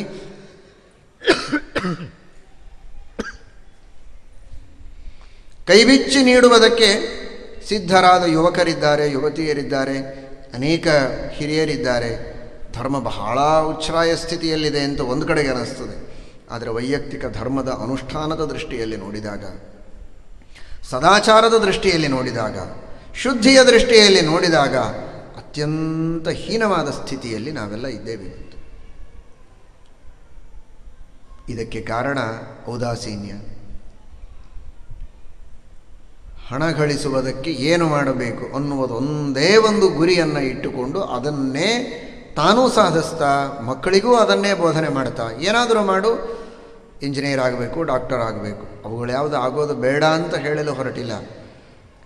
ಜೀವನದಲ್ಲಿ ಅನಿವಾರ್ಯವಾಗಿ ಮಾಡಬೇಕಾದದ್ದನ್ನು ಮಾಡುವುದಿರಲಿ, ಆದರೆ ಅದಷ್ಟೇ ಗುರಿ ಅನ್ನುವ ರೀತಿಯಲ್ಲಿ ಮಕ್ಕಳಲ್ಲಿ ಬಿಂಬಿಸುವುದು ಬಹಳ ದೊಡ್ಡದಾದ ದುರಂತ.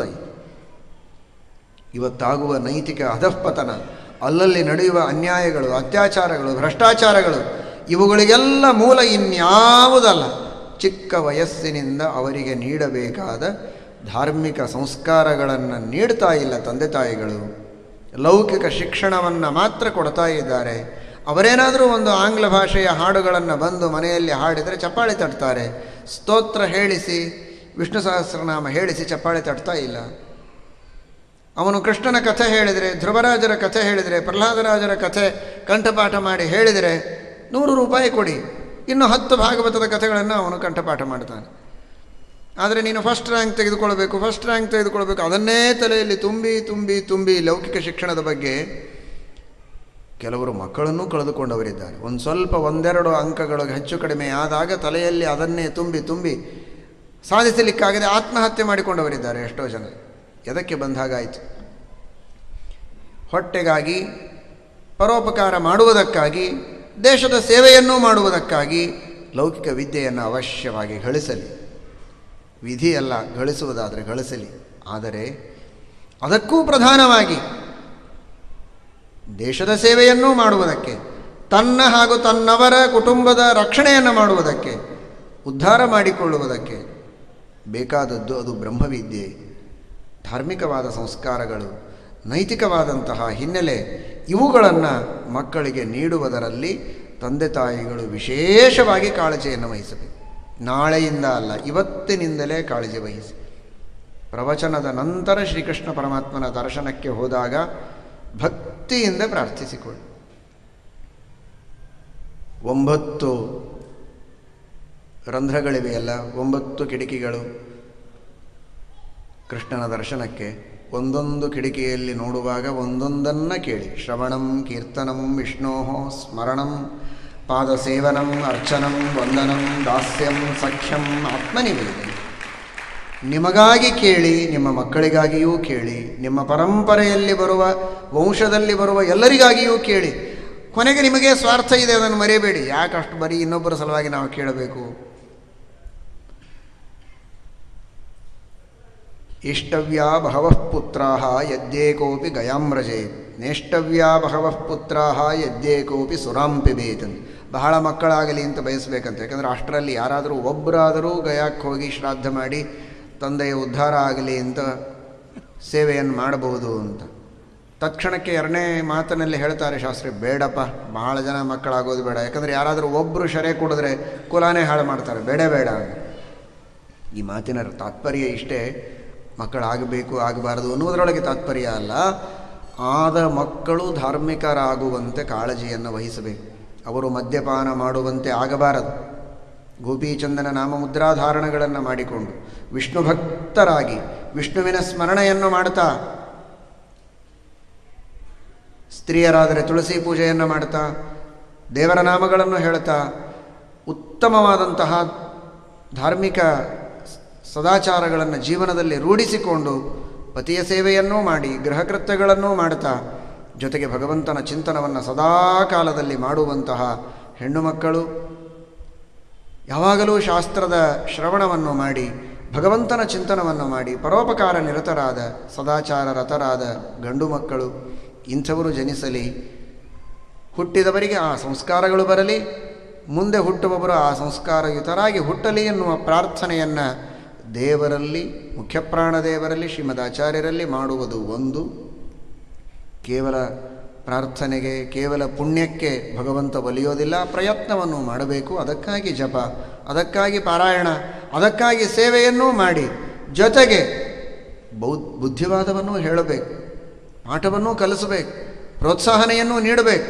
ಲೌಕಿಕ ಶಿಕ್ಷಣಕ್ಕೆ ಒಂದು ಪ್ರೋತ್ಸಾಹನೆ ಇದ್ದರೆ 10, 100 ಪ್ರೋತ್ಸಾಹನೆಯನ್ನು ಧಾರ್ಮಿಕ ಶಿಕ್ಷಣಕ್ಕೆ ನೀವು ನೀಡಿದರೆ ನಿಶ್ಚಿತವಾಗಿಯೂ ಉತ್ತಮವಾದ ಭವಿಷ್ಯ ನಮ್ಮ ಭಾರತ ದೇಶಕ್ಕೆ ಕಾಯ್ದಿದೆ. ಅದಕ್ಕಾಗಿ ಶ್ರೀಮನ್ ಮಹಾಭಾರತ ನಮಗೆ ಸಂದೇಶವನ್ನು ನೀಡುತ್ತಾ ಇದೆ. ಅಂತೇಷು ರೇಮಿರೇ ಧೀರಾಹ ನತೇ ಮಧ್ಯೇಶು ರೇಮಿರೇ. ಇಲ್ಲಿ ಬಂದವರನ್ನು ಮುಖಸ್ತುತಿಗಾಗಿ ಅಲ್ಲ, ತುಂಬು ಹೃದಯದಿಂದ ಅಭಿನಂದನೆಗಳನ್ನು ಸಲ್ಲಿಸಿ ಹೇಳ್ತಾ ಇದ್ದೇವೆ. ಇಷ್ಟು ಶ್ರದ್ಧೆಯಿಂದ ಇಷ್ಟೆಲ್ಲ ಜನ ಬಂದು ಅತ್ಯಂತ ಭಕ್ತಿಯಿಂದ ಶ್ರದ್ಧೆಯಿಂದ ಭಾಗವತ ಮಹಾಭಾರತಾದಿಗಳ ಶ್ರವಣವನ್ನು ನೀವು ಮಾಡ್ತಾ ಇದ್ದೀರಿ. ನಿಜವಾಗಿಯೂ ಶ್ರೀಕೃಷ್ಣನ ದೊಡ್ಡ ಕೃಪೆ ಇದೆ. ಆದರೆ ಇದರ ಜೊತೆಗೆ ಒಂದು ಮಾತನ್ನು ಮರೆಯಬಾರದು. ಇಷ್ಟು ಜನರಲ್ಲಿ ಎಣಿಸಿ ನೋಡಿದರೆ ಯುವಕರು ಯುವತಿಯರು ಎಷ್ಟಿದ್ದಾರೆ? ಮಧ್ಯ ವಯಸ್ಸಿನವರಿದ್ದಾರೆ, ವೃದ್ಧರಿದ್ದಾರೆ. ಆದರೆ ಅಂತೇಷು ರೇಮಿರೇ ಧೀರಾಹ, ಯುವಕರು ಚಿಕ್ಕ ವಯಸ್ಸಿನವರು ಬರುವಂತೆ ಆಗಬೇಕು. ಅವರಿಗೆ ಈ ತರಹದ ಕಾರ್ಯಕ್ರಮಗಳಲ್ಲಿ ಭಾಗವಹಿಸುವುದಕ್ಕೆ ಪ್ರೋತ್ಸಾಹನೆಯನ್ನು ನೀಡಬೇಕು. ಅವರು ಯಾವ ವಯಸ್ಸಿನಲ್ಲಿದ್ದಾರೋ ಹಾಗೆ ಪ್ರೋತ್ಸಾಹನ. ಬಹಳ ಚಿಕ್ಕ ಹುಡುಗರಾಗಿದ್ದರೆ ಚಾಕ್ಲೇಟ್ ಕೊಡ್ತೇನೆ ಬಾ ಅಂತ ಹೇಳಿ, ಹಣ್ಣು ಕೊಡ್ತೇನೆ ಬಾ ಅಂತ ಹೇಳಿ, ಇನ್ನೇನೋ ತಿನ್ನಿಸ್ತೇನೆ ಬಾ ಅಂತ ಹೇಳಿ. ಸ್ವಲ್ಪ ದೊಡ್ಡವರಾಗಿದ್ದರೆ ಅವರಿಗೇನು ಬೇಕೋ ಅದನ್ನು ಅಭಿರುಚಿ ಹುಟ್ಟಿಸಿ ಕ್ರಮೇಣ ಅವರಿಗೆ ಕೊಡೋದನ್ನು ನಿಲ್ಲಿಸಿ, ಕೊನೆವರೆಗೂ ಕೊಡ್ತಾ ಹೋಗಬೇಡಿ. ಆಮೇಲೆ ಅವರಿಗೆ ಕಥೆಯ ರುಚಿ, ಶಾಸ್ತ್ರಗಳನ್ನು ಕೇಳುವ ಅಭ್ಯಾಸ ಆದರೆ ಆಗ ನೀವು ಮಕ್ಕಳನ್ನು ಪಡೆದದ್ದು ಸಾರ್ಥಕ, ನಿಮ್ಮ ಜವಾಬ್ದಾರಿ ಪೂರ್ಣ ಮುಗದಂತ ಆಯಿತು. ಅಲ್ಲಿಯವರೆಗೆ ಮುಗದಂತಾಗಲಿಲ್ಲ. ಕರೆದುಕೊಂಡು ಬರುವುದಷ್ಟೇ ನಿಮ್ಮ ಕೆಲಸ. ಮುಂದೆ ವೇದವ್ಯಾಸದೇವರು ಶ್ರೀಕೃಷ್ಣ ಪರಮಾತ್ಮ ಅವರನ್ನು ನೋಡಿಕೊಳ್ಳುತ್ತಾನೆ. ಆದರೆ ಆ ಪ್ರಯತ್ನವನ್ನು ಎಲ್ಲರೂ ಮಾಡಲೇಬೇಕಾದದ್ದು. ಅಂತೇಷು ರೇಮಿರೇ ಧೀರಾಹ ನತೇ ಮಧ್ಯೇಷು ರೇಮಿರೇ ಅಂತಃಪ್ರಾಪ್ತಿಂ ಸುಖಂ ಪ್ರಾಹು ದುಃಖಂ ಅಂತರಮಂತಯೋ. ಕೇವಲ ಮಧ್ಯ ವಯಸ್ಸಿನಲ್ಲಿ ಮಾತ್ರ ನಾನು ಧರ್ಮವನ್ನು ಮಾಡ್ತೇನೆ, ದೊಡ್ಡವರಾದ ಮೇಲೆ ಮಾತ್ರ ಮಾಡ್ತೇನೆ ಅಂದರೆ ಅದು ಮಾಡಲಿಕ್ಕಾಗತ್ತೆ? ಆಗೋದಿಲ್ಲ, ಸಂಶಯಾಸ್ಪದ. ಆವಾಗ ಮಾತ್ರ ಮಾಡಿದರು, ಮೊದಲು ಮಾಡದೇ ಇದ್ದರೆ ಅದು ಪ್ರಯೋಜನಕ್ಕೆ ಬರೋದಿಲ್ಲ. ಅನೇಕ ದುರಂತಗಳಾಗುವಂತಹ ಸಂದರ್ಭ. ಪ್ರಾರಂಭದಿಂದ ಮಾಡದೇ ಇದ್ದರೆ ಅವರು ಒಮ್ಮೆ ಅಧಃಪತನವಾಯಿತು ಅಂದರೆ, ಧರ್ಮಭ್ರಷ್ಟರಾದರು, ಜಾತಿಭ್ರಷ್ಟರಾದರು, ನೀತಿಭ್ರಷ್ಟರಾದರು ಅಂದರೆ ಇಡೀ ಜೀವನವನ್ನೇ ಹಾಳು ಮಾಡಿಕೊಳ್ತಾರೆ. ಆಮೇಲೆ ಕಣ್ಣೀರಿಡಬೇಡಿ. ಮನೆಯಿಂದ ತಂದೆ ತಾಯಿಗಳನ್ನು ಹೊರಗೆ ಹಾಕಿದರು ಅಂತ ದುಃಖ ಪಡಬೇಡಿ. ಜಾತಿಭ್ರಷ್ಟರಾಗಿ ಹೋದರು, ವಂಶಕ್ಕೆ ಕಲಂಕ ತಂದರು ಅಂತ ಅಳಬೇಡಿ. ಅದಕ್ಕೆ ಮೊದಲೇ prevention is better than cure ಅಂತ ಹೇಳಿದ ಹಾಗೆ ಮುಂದೆ ಏನು ಮಾಡಬೇಕು ಅಂತ ಆಲೋಚನೆ ಬೇಡ. ಆ ಪರಿಸ್ಥಿತಿ ಬರದೇ ಇರೋ ಹಾಗೆ ಇಂದಿನಿಂದಲೇ ಧಾರ್ಮಿಕ ಸಂಸ್ಕಾರಗಳನ್ನು ಮಕ್ಕಳಿಗೆ ನೀಡೋಣ.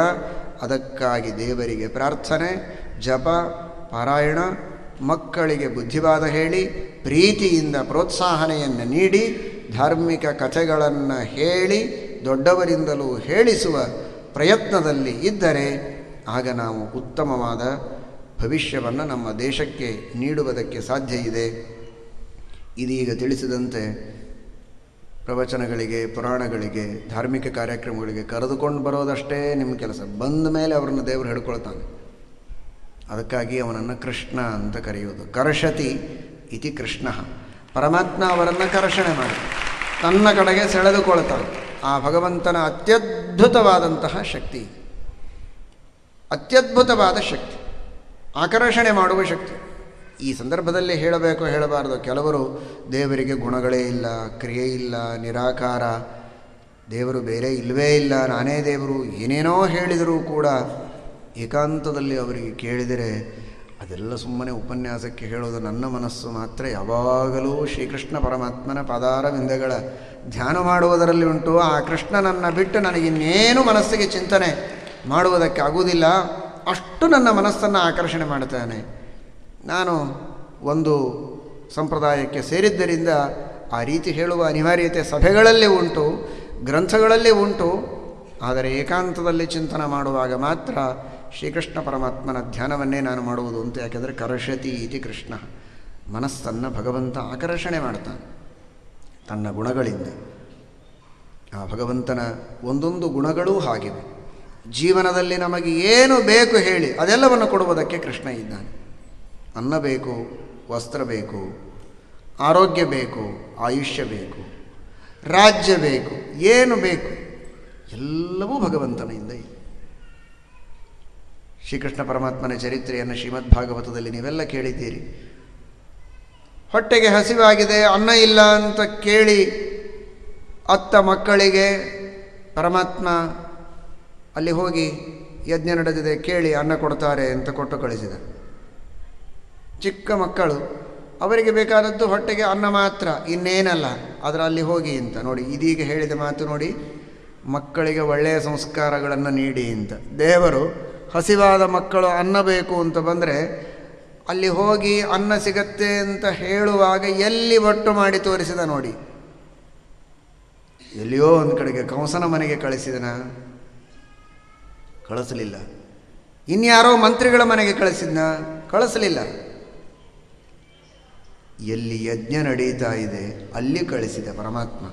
ಹಾಗಾದರೆ ಎಲ್ಲಿ ಅನ್ನವನ್ನು ತೆಗೆದುಕೊಳ್ಳಬೇಕು, ಯಾವ ಅನ್ನವನ್ನು ಮಕ್ಕಳಿಗೆ ನೀಡಬೇಕು, ಇದನ್ನು ಭಗವಂತ ತೋರಿಸಿಕೊಡುತ್ತಾನೆ. ಯಾಚಯೇತ್ ಶ್ರೋತ್ರಿಯಸ್ಯ ಅನ್ನಂ ತದಭಾವೇ ಜಲಂ ಪಿಬೇತ್. ಅನ್ನವನ್ನು ತಿನ್ನಬೇಕು ಅಂದರೆ ಎಲ್ಲಿ ಶಾಸ್ತ್ರೋಕ್ತವಾದ ರೀತಿಯಲ್ಲಿ ಯಜ್ಞಯಾಗಾದಿಗಳನ್ನು ಮಾಡಿ ವಿಷ್ಣು ಪೂಜೆಯನ್ನು ಮಾಡಿ ದೇವರಿಗೆ ನೈವೇದ್ಯ ಮಾಡಿದ ಅನ್ನ ಇರುತ್ತದೆ, ಅಂಥಲ್ಲಿ ಹೋಗಿ ಅನ್ನವನ್ನು ಸ್ವೀಕಾರ ಮಾಡಬೇಕೇ ಹೊರತು ರುಚಿ ರುಚಿಯಾದ ಅಡಿಗೆ ಇದೆ ಅಂತ ಕಂಡಲ್ಲಿ ಹೋಗಿ ಕೊಂಡು ಅನ್ನವನ್ನು ತಿನ್ನುವುದು ಸರಿಯಲ್ಲ. ಪವಿತ್ರವಾದ ಅನ್ನವನ್ನು, ದೇವರಿಗೆ ನಿವೇದಿತವಾದದ್ದನ್ನು ತಿಂದರೆ ನಮ್ಮ ಮನಸ್ಸು ಶುದ್ಧವಾಗಿರುತ್ತದೆ. ಇವತ್ತು ಭೀಷ್ಮಾಚಾರ್ಯರ ಬಗ್ಗೆ ನೀವು ಕೇಳಿದಿರಿ. ತುಂಬಿದ ಸಭೆಯಲ್ಲಿ ವಸ್ತ್ರಾಪಹಾರ ನಡೆದಾಗ ಮಾತಾಡದೆ ತಲೆ ತಗ್ಗಿಸಿ ಕುಳಿತುಕೊಂಡಂಥವರು ಭೀಷ್ಮಾಚಾರ್ಯರು. 525 ವರ್ಷದ ಅಧ್ಯಯನವನ್ನು ಮಾಡಿದ ಮಹಾನುಭಾವರು. ಏನೂ ಮಾತಾಡಲಿಲ್ಲ. ಕೊನೆಗೆ ಶರಪಂಜರದ ಮೇಲೆ ಮಲಗಿದಾಗ ಶಾಂತಿ ಪರ್ವ, ಅನುಶಾಸನ ಪರ್ವಗಳ ಉಪದೇಶ ಮಾಡಿದರು. ಅವರ ಉಪದೇಶದ ಒಂದು ವಾಕ್ಯವೇ ಇನ್ನೂ ನಡೆದಿದೆ. ಅಂತೇಶು ರೇಮಿರೇ ಧೀರಾಹ, ಇದು ಅವರೇ ಹೇಳಿದ ಮಾತು ತಾನೆ. ದ್ರೌಪದಿ ಎದ್ದು ನಿಂತು ಕೇಳ್ತಾಳೆ ಎಲ್ಲ ಮುಗಿದ ಮೇಲೆ, ಭೀಷ್ಮಾಚಾರ್ಯರೇ, ತಾವು ಇವತ್ತು ಇಷ್ಟು ಚೆನ್ನಾಗಿ ಉಪದೇಶ ಮಾಡ್ತಾ ಇದ್ದೀರಲ್ವಾ, ಅವತ್ತು ವಸ್ತ್ರಾಪಹರಣ ಮಾಡುವ ಪ್ರಸಂಗದಲ್ಲಿ ಇದು ತಪ್ಪು ಅಂತ 2 ಅಕ್ಷರ ಹೇಳಲಿಕ್ಕೇನಾಗಿತ್ತು? ತಪ್ಪು, ಇದು ಸರಿಯಲ್ಲ, ಇದನ್ನು ನಿಲ್ಲಿಸಿ ಅಂತ ಯಾಕೆ ಹೇಳಲಿಲ್ಲ ನೀವು? ಅವರಂದರು ಅನ್ನದೋಷ ಅಂದರು. ದುರ್ಯೋಧನನ ಮನೆಯ ಅನ್ನದ ಪ್ರಭಾವ ಅವತ್ತು ನನಗೆ ಕಲಿಪ್ರವೇಶ ಆಗಿ ಏನು ದುಷ್ಟರ ಅನ್ನ ತಿಂದರೆ ದುಷ್ಟ ಶಕ್ತಿಗಳ ಪ್ರವೇಶವಾಗುತ್ತೆ. ಆ ದುಷ್ಟರ ಅನ್ನ ತಿಂದದ್ದಕ್ಕೆ ನನ್ನ ಮನಸ್ಸಿನಲ್ಲಿ ಕಲಿಪ್ರವೇಶವಾಗಿ ಏನು ಮಾತನಾಡುವುದಕ್ಕೂ ತೋಚದೆ ತಲೆ ತಗ್ಗಿಸುವಂತೆ ಆಗಿತ್ತು. ಇವತ್ತೆಲ್ಲಿಂದ ಬಂತು ಅಂದ್ಲು. ಆ ಅನ್ನ ಎಲ್ಲ ರಕ್ತದ ರೂಪದಲ್ಲಿ ಇದ್ದದ್ದು ಹರಿದು ಹೋಗಿದೆ. ಯಾಕೆಂದರೆ ಅರ್ಜುನ ಬಾಣ ಬಿಟ್ಟನಲ್ಲ ಮೈ ತುಂಬ, ಶರಪಂಜರದ ಮೇಲೆ ಮಲಗಿಸಿದ. ಆ ರಕ್ತ ಎಲ್ಲ ಸೋರಿ ಸೋರಿ ಸೋರಿ ದೇಹ ಖಾಲಿ ಆಯಿತು. ಹೊಲಸು ರಕ್ತ ಎಲ್ಲ ಹೋಗಿದೆ. ನೀರು ಬೇಕು ಅಂತ ಅಪೇಕ್ಷೆ ಇತ್ತು. ನೀರು ಬೇಕು ಅಂದರೆ ಮತ್ತೆ ದುರ್ಯೋಧನ ಬಂಗಾರದ ಕೊಡದಲ್ಲಿ ನೀರು ತರಿಸಿದ ಮಹಾರಾಯ. ಈ ನೀರು ಕುಡಿದು ಮತ್ತೆ ಈ ಮುದುಕ ಎದ್ದು ಏನಾದರೂ ಯುದ್ಧ ಮಾಡಿದರೆ ಮಾಡಲಿ ಅಂತ ಅಪೇಕ್ಷೆ ಇತ್ತೋ ಏನೋ ಅವನಿಗೆ. ದುರ್ಯೋಧನಿಗೆ ಭಕ್ತಿ ಏನಿರಲಿಲ್ಲ. ಆದರೆ ಇಷ್ಟು ದಿವಸ ನಿನ್ನ ಅನ್ನ ನೀರು ಸ್ವೀಕಾರ ಮಾಡಿದ್ದು ಸಾಕಾಗಿದೆ, ಬೇಕಾಗಿಲ್ಲ ಅದು ಅಂದರು. ಅರ್ಜುನನಿಗೆ ಹೇಳಿದರೆ ಅರ್ಜುನ ಬಾಣ ಬಿಟ್ಟ. ಗಂಗೆಯರೇ ಭೀಷ್ಮರ ಬಾಯಿಯಲ್ಲಿ ಬೀಳುವಂತೆ ಮಾಡಿದ.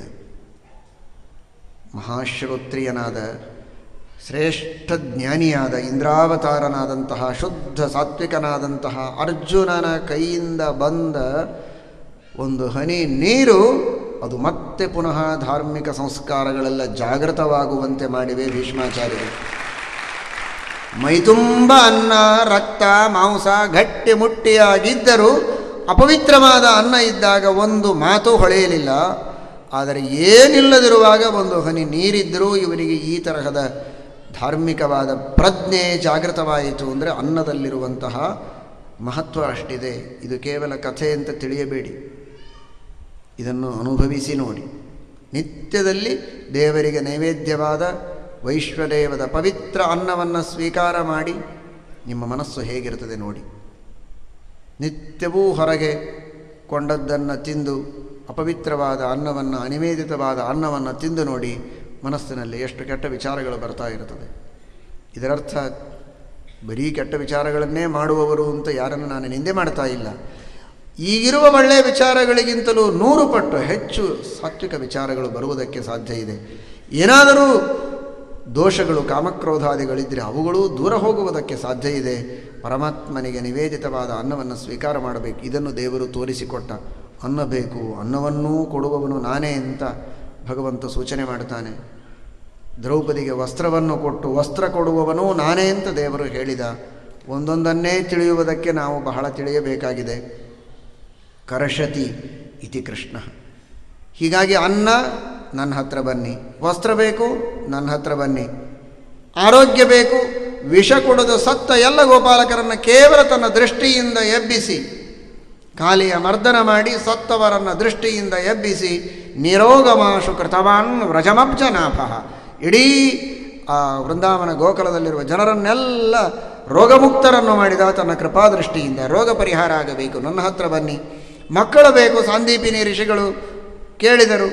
ಮೃತನಾದ ಮಗುವನ್ನು ಪುನಃ ತಂದು ಅವರಿಗೆ ಒಪ್ಪಿಸಿದ ಭಗವಂತ. ತೃಣಾವಹನ ಮಕ್ಕಳನ್ನು ತಂದು ಪುನಃ ಒಪ್ಪಿಸಿದ. ಮಕ್ಕಳು ಬೇಕು ಅಂದರೆ ಮಕ್ಕಳು, ಏನು ಬೇಕೋ ಅದಕ್ಕಾಗಿ ನನ್ನ ಹತ್ರ ಬನ್ನಿ. ಕರಷತಿ ಇತಿ ಕೃಷ್ಣ. ಬೇಡಿದ್ದೆಲ್ಲವನ್ನೂ ಕೊಟ್ಟು ಎಲ್ಲರ ಮನಸ್ಸನ್ನು ತನ್ನ ಕಡೆಗೆ ಸೆಳೆದುಕೊಳ್ಳುವ ಆ ಭಗವಂತನನ್ನು ಕೃಷ್ಣ ಎಂಬುದಾಗಿ ಕರೀತಾರೆ.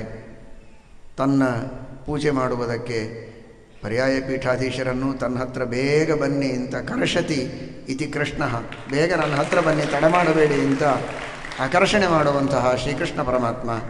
ಅಂತಹ ಭಗವಂತನಿಗೆ ಶ್ರೀಕೃಷ್ಣ ಅರ್ಪಣಮಸ್ತು.